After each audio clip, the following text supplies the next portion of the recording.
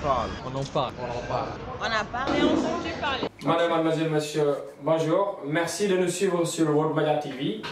Vous êtes bel et bien dans votre émission On en parle. Nous avons l'honneur et le plaisir de recevoir aujourd'hui monsieur Atir Sané, chargé de la communication du Parti démocratique sénégalais au niveau du Maroc, mais aussi le coordonnateur du parti dans la ville de Rabat. Monsieur, nous allons entrer même dans le vif du sujet. Voilà, juste pour démarrer avec la fameuse question qui consiste à savoir l'organisation du parti au niveau du Maroc. Comment le Parti démocratique sénégalais s'est organisé? Déjà, pour commencer, juste pour confirmer la présentation, je m'appelle Atir Sané. Je suis donc le chargé de communication de la Fédération PDS du Maroc. Je suis aussi le coordonnateur du parti au niveau de Rabat. Et donc, juste pour entrer dans le vif du sujet, comme vous l'avez si bien dit, alors aujourd'hui, la Fédération PDS du Maroc a vu le jour, disons, en 2015, c'était au mois de décembre. Donc on avait organisé un grand meeting.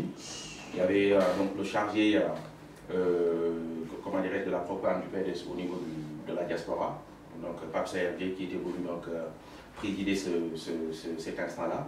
Donc après avoir mis en place la fédération au niveau du Maroc, on a aussi organisé un meeting à Rabat, qui était donc l'occasion de mettre en place la commission de la fédération PDS du Maroc au niveau de Rabat, que je dirige.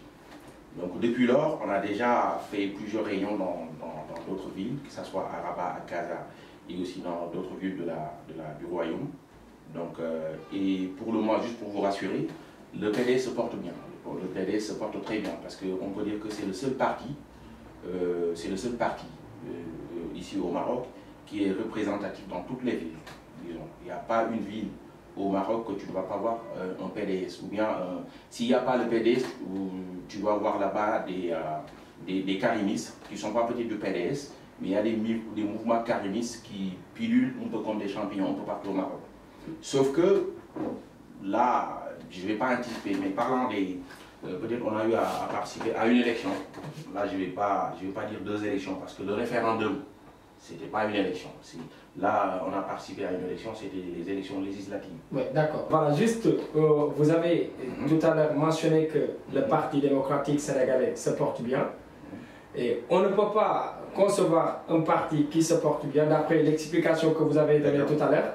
Vous êtes dans toutes les régions donc, du Maroc. Oui. Et nous avons constaté que vous avez perdu lors des élections législatives. Qu'est-ce qui est à l'origine de ça? C'est-à-dire, aujourd'hui, nous, au niveau du PDS, on n'a pas l'habitude de salir la victoire d'autrui. Quand on perd, on reconnaît qu'on a perdu. Mais aussi, après avoir perdu, il faut tirer les leçons, il faut qu'il y ait des conclusions. Mais ce n'est pas le fait de salir oui, là, je suis en train d'expliquer. Je l'ai déjà dit dans d'autres débats. Et il y a eu d'autres personnes qui l'ont vu autrement. C'est-à-dire, aujourd'hui, on sait que nous sommes à l'opposition. Ça, c'est un. Alors, parlant de l'inscription sur les listes électorales, moi je suis de Rabat. Par exemple, juste pour vous donner un petit exemple, à Rabat, pratiquement 40% des habitants de Rabat se sont inscrits à Rabat et ont vu leur nom sur les listes de Casablanca. Alors, il y a même des gens, le jour des élections, ils sont venus pour voter, ils se sont rendus compte qu'ils devaient voter donc à Casablanca. Aujourd'hui, quand on dit que Casablanca a eu plus de 5000 inscrits, à Rabat, je pense qu'on était vers 800. Sachez que sur les 5000 de Casablanca, il y a plus de 500 qui sont de Rabat, qui se sont inscrits à Rabat et ont vu leur nom dans les listes de Casablanca. Donc ceux-là, il y a beaucoup qui n'ont pas pu se déplacer pour aller voter. Et en plus de ça, le temps qu'ils ont passé à Casablanca, parce qu'il faut savoir une chose, aujourd'hui l'ambassade du Sénégal se trouve à Rabat. Le représentant ou bien le coordonnateur du parti au pouvoir se trouve à Rabat. Il habite à Rabat, il se réveille là-bas. Il passe pratiquement 70% de son temps à Rabat. Déjà sur les listes, sur l'inscription sur les listes électorales, ça ne s'est pas passé au mieux. D'accord? Il y a beaucoup de gens qui se sont inscrits. Par exemple, il y a des gens qui se sont inscrits à Rabat et ont vu leur nom sur la liste d'Agadir. Donc eux, par exemple, ils savent qu'au niveau de Rabat, il y a une forte représentativité du Parti démocratique sénégalais. Donc pour tout bloquer, pour leur barrer la route, il faut tout simplement faire en sorte qu'il y ait une grande majorité qui va figurer dans les listes des autres villes. Ce qui explique un peu le découragement de beaucoup de Sénégalais. Et eux, ils ne vont pas le nier.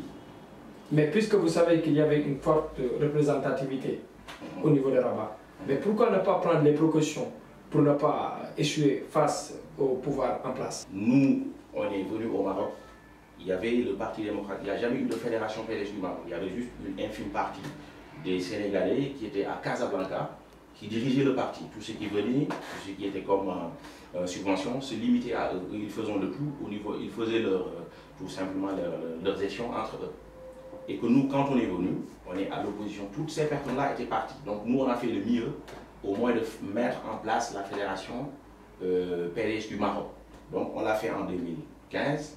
On est quand même, je ne dis pas que c'est un nouveau parti qui est au Maroc. Donc si on compare bien, c'est une renaissance du parti. C'est une renaissance du parti. Et là, il nous faut du temps. C'est vrai que ce qu'on a eu pendant les référendums, on a quand même eu un peu plus que ça pendant les élections législatives.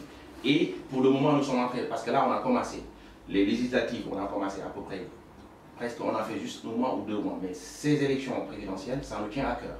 Parce que Macky Sall, il faut qu'il quitte. Là, c'est une demande sociale. C'est pour cela, pour le moment, on est en train de faire en sorte qu'il y ait déjà une massive comment dirais-je, inscription au niveau des listes électorales, que ce soit Agadir, que ce soit Casa, que ce soit Rabat, pour qu'en 2019, on mette les moyens qu'il faut, parce qu'on en parlait de moyens, ça nous manquait, on le reconnaît, on l'a perdu, mais ça ne va plus arriver. On fera en sorte que tout le monde puisse aller voter massivement pour que la victoire... Parce qu'on avait parlé même d'un slogan, on veut que Macky Sall ait...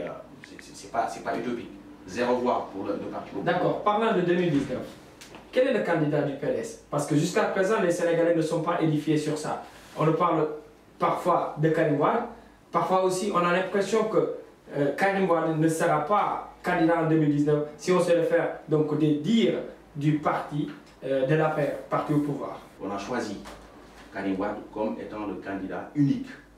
Il n'y a pas de comment dirais-je, de pis-aller. Karim Wade est l'unique candidat du Parti démocratique. Et si Karim ne se présente pas? Nous, on n'est pas, quel serait le sort du Parti démocratique? On n'est pas dans cette logique-là, parce que là, comme beaucoup de Sénégalais le font aujourd'hui, il y a beaucoup qui sont en train de dissuader les Sénégalais en leur disant que Karim a été... Bon, il a choisi de rester au Qatar, il ne va plus revenir, ou bien essayer de mettre dans la tête de certains militants que est-ce que Karim va revenir? Nous qui sommes les militants du Parti démocratique sénégalais, nous le disons par conviction. Nous ne savons pas que nous croyons, nous savons très bien que Karim va revenir. Il reviendra, il n'y a rien qui puisse ne pas permettre à Karim Wade de revenir. Il n'y a rien qui peut le bloquer. Parce que là, vous êtes obligé de compter sur Karim Wade. Là, on en a déjà parlé. C'est-à-dire que le fait que Karim Wade soit le candidat du Parti démocratique sénégalais, là, c'est inéluctable. Là, on n'a pas besoin de donner des preuves. C'est-à-dire que Karim a été choisi par le PDS. Karim a été choisi par les karimistes partout dans le monde. Karim devient une exigence sociale. Même aujourd'hui, si le régime tenterait de lui barrer la route, comme ils sont en train de le faire déjà, on a parlé de justice, est-ce que son casier peut lui permettre de se présenter et tout, même s'il insiste dans cette logique-là, ils verront que tôt ou tard, il va y avoir une sorte de contre-attaque. L'injustice, on n'en parle plus, parce que là, tout le monde sait qu'il a été détenu arbitrairement, là c'est sûr. Parlant de ses conditions de détention, comment on l'a exilé, et pour préciser qu'il n'a jamais choisi de se rendre au Qatar. Il a été exilé de force. Mais est-ce que ce n'est pas parce que vous n'avez pas un plan B? Mis à part Karim Wade, il n'y a pas une tête forte qui pourrait faire face à Macky Sall? C'est-à-dire aujourd'hui, pour parler de plan B, c'est quand on est en train de douter de ce qu'on a. Nous, on n'est pas encore dans cette logique-là. Nous, on sait qui on a choisi et on sait pertinemment qu'il va revenir. Ça, c'est sûr. C'est-à-dire que parler du plan B, c'est comme si douter. C'est une certitude que vous avez. C'est une certitude que nous avons. Sur le retour de Karim Wade. Karim Wade va revenir. Ça, je vous le dis et je le dis devant tous les Sénégalais. Karim Wade reviendra, battra campagne à nos côtés et sera élu président. Et le cas de Khalifa Sall, juste pour terminer. Oui, là, mais c'est un truisme que de le dire. Il a été détenu parce qu'il a eu des ambitions. Mais est-ce que c'est pas juste pour mettre en mal monsieur le président de la République, Macky Sall, avec les Sénégalais? Non, mais il s'est lui-même mis en mal avec les Sénégalais. Parce que là, je ne vais pas étaler toutes les bourdes qu'il a eu à faire. Comme quoi? Ben, là, c'est-à-dire quand il commence par dire que je vais tout simplement mettre en place une gestion sobre et vertueuse. Alors, quand on parle de gestion sobre et vertueuse, qu'est-ce que cela signifie? Prendre toutes les sociétés françaises et leur confier nos ressources et notre économie, et d'autres pays aussi de l'Afrique. Parler de gestion sobre et vertueuse, qu'est-ce que cela signifie? Prendre sa famille, là on parle de dynastie Faisal. Est-ce que cela s'appelle une gestion sobre et vertueuse? Moi je dirais plutôt que c'est une gestion sombre et nébuleuse. Macky Sall a peur d'une opposition forte. C'est pour cela même il avait dit qu'il va réduire l'opposition à sa plus faible expression. Il l'avait dit. Et là, il est en train de procéder pour y arriver. D'accord.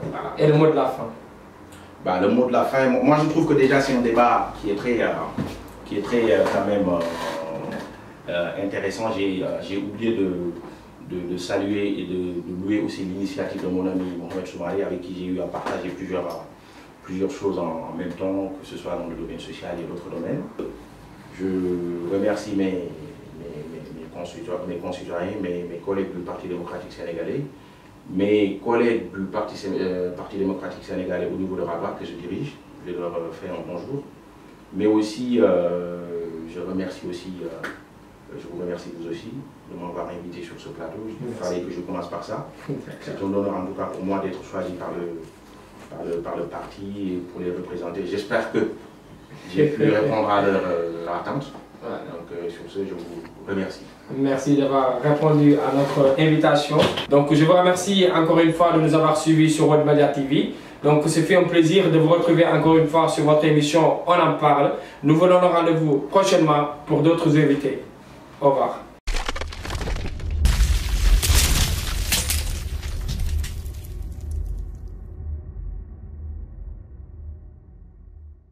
On a parlé, entendu parler.